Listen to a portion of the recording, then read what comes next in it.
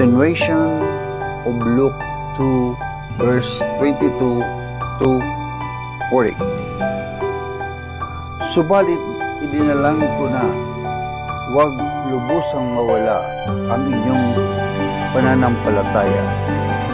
At kapag nagbalik loob ka na patatagin mo ang iyong mga kapatid, sumagot si Pedro, Panginoon, handa po ako mabilanggo at mamatay na kasama ninyo.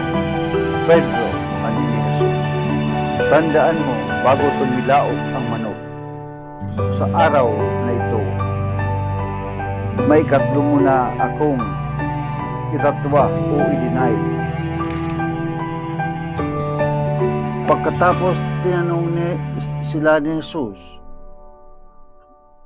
nang suguin ko kayo ng walang dalang lukbutan, supot o panyapak, kinulang ba kayo ng anuman?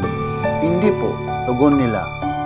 Sinabi nilang, subalit gayon, kung kayo'y may lukbutan o supot, dalhin ninyo ang walang tabak, ipagbili ang kanyang balaban at bumili ng isa.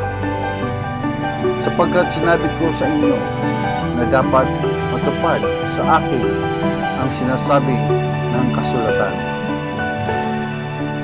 Binilang siya sa mga salarin sapagkat ang kasulatan tungkol sa akin ay matutupad na.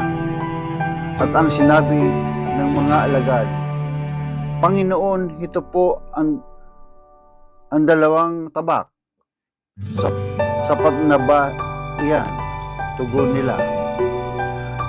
Gaya ng kanyang kinaugalian, umalis si Jesus at nagtungo sa bundok ng Alibo at sumama ang mga alagad. Pagdating doon,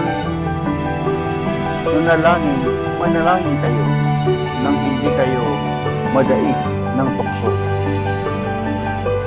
Luke 2 verse 22 to 40. This account of presentation of Jesus in the temple, the celebration of pity or kabanalan or devotion, the pity of Mary and Joseph, of Simon and of Anna. It is clear that Jesus